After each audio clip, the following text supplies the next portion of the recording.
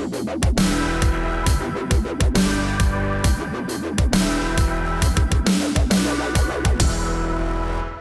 morning, Vietnam veterans and surviving veterans of all of our foreign wars, and welcome to yet another multi-billion-dollar failed government program to help you get the health care you need and that you earned while serving your country. I'm Steve Green, along with Bill Whittle and Scott Ott, here to give you the right angle on what's called Veterans' Choice. I'm sure that must be euphemism, which has somehow managed to increase wait times for Veterans Administration health care. Gents, when the VA scandal erupted a couple of years ago, Congress leapt into action and created the Veterans Choice Program, which it sounds simple enough, really.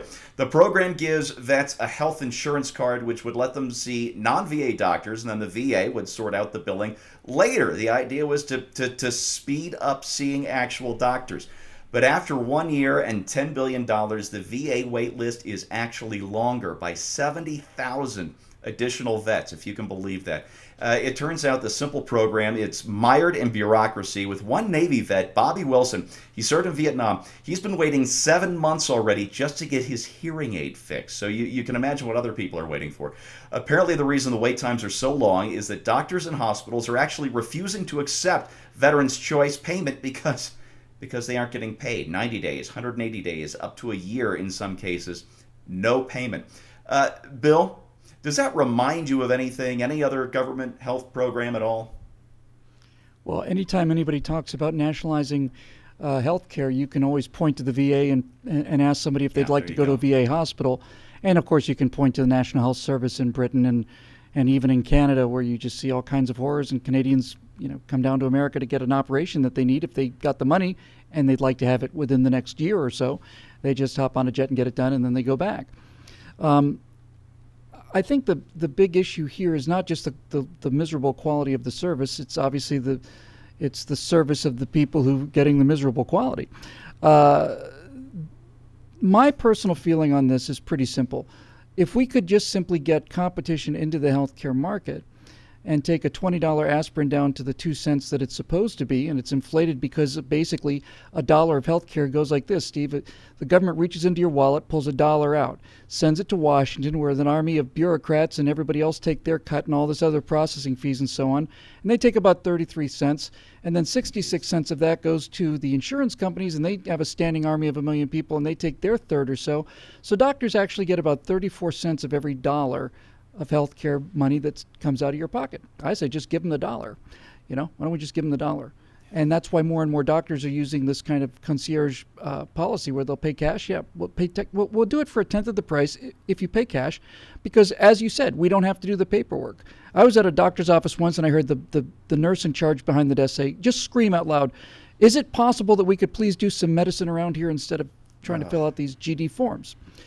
So there's that. And so what do we do about these veterans? My feeling is if you basically get the healthcare system privatized and so on, then I think you basically buy every single person that served in the armed forces a Cadillac healthcare plan.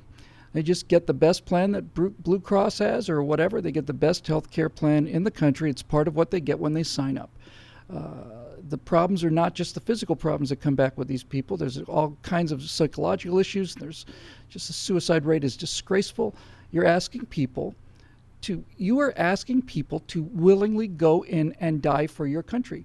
There's not one of us in the civilian world that is forced to do anything like that. Somebody says you're going to go into where this gunfire is, and you say, no, who are you? Don't. Yeah. But everybody who signs on the line, whether they're a cook or whether they're a special ops guy, are committing themselves to the possibility that they will be ordered to go into harm's way and perhaps lose their life for their country. That's a rather large sacrifice. It's a unique sacrifice, actually. And somewhat, I would say that the police are somewhat equivalent to that, too. And those people need to be taken care of. They need the kind of care that a society should be proud to provide. This is one of the few legitimate expenses that I can justify for the federal government. And that's, of course, why it doesn't get done correctly, right? Yeah.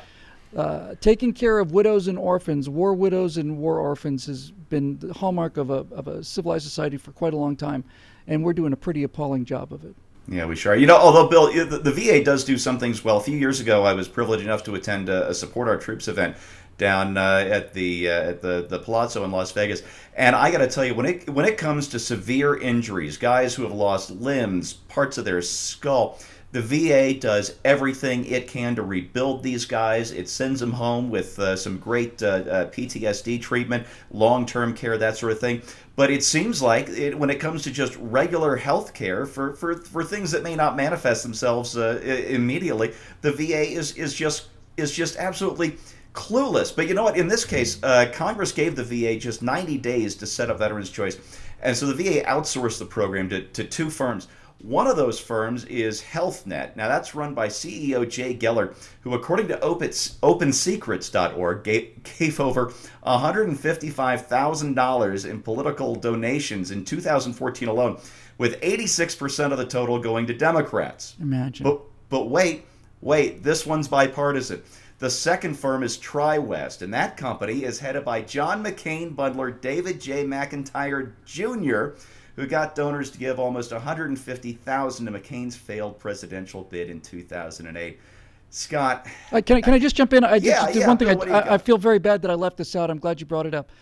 When we criticize the VA, we're not criticizing the healthcare providers. These people are extraordinary, and they're doing extraordinary work under unbelievably tough conditions in terms of their pay, in terms of their facilities.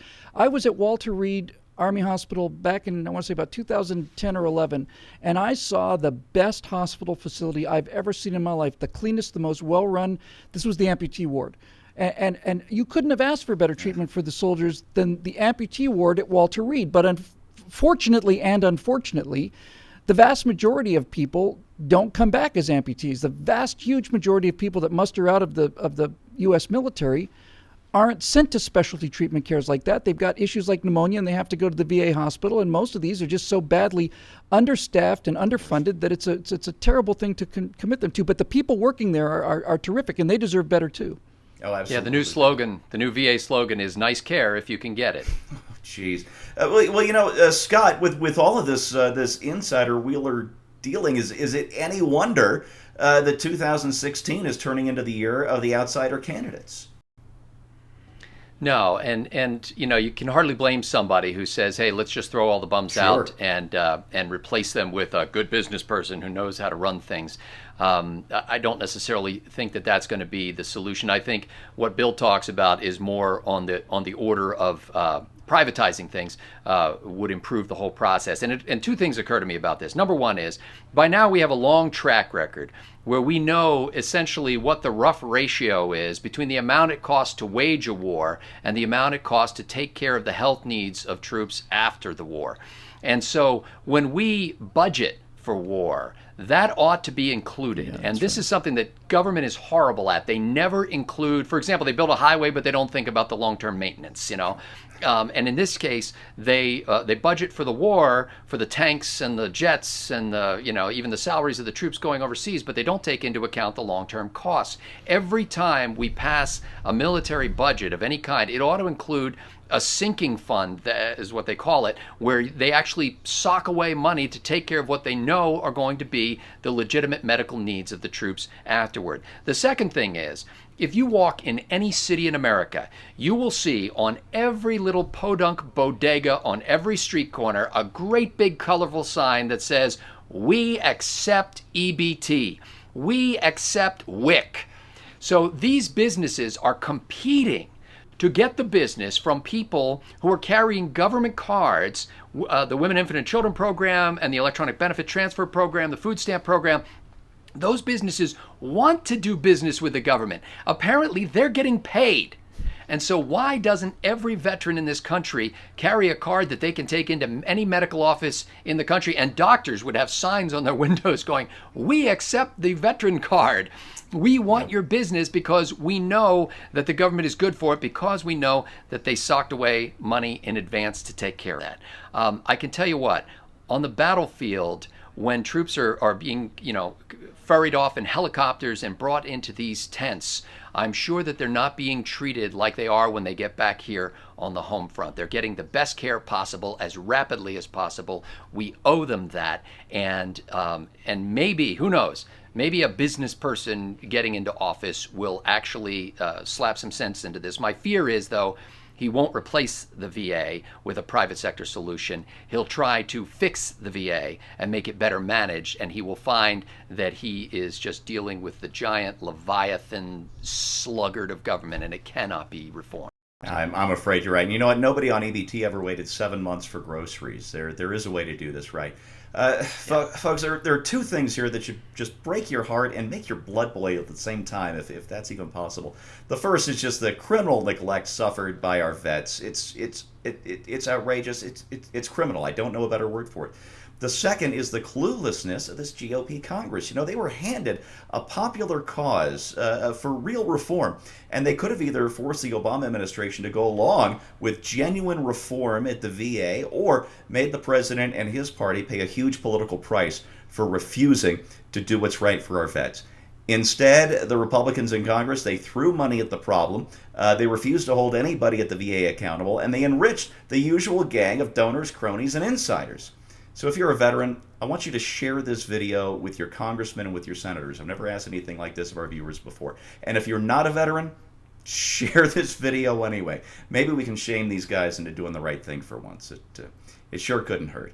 And on VA reform, that's the right angle. You make this possible by being a member of BillWhittle.com. So why don't you go over there right now and sign up. Thanks so much.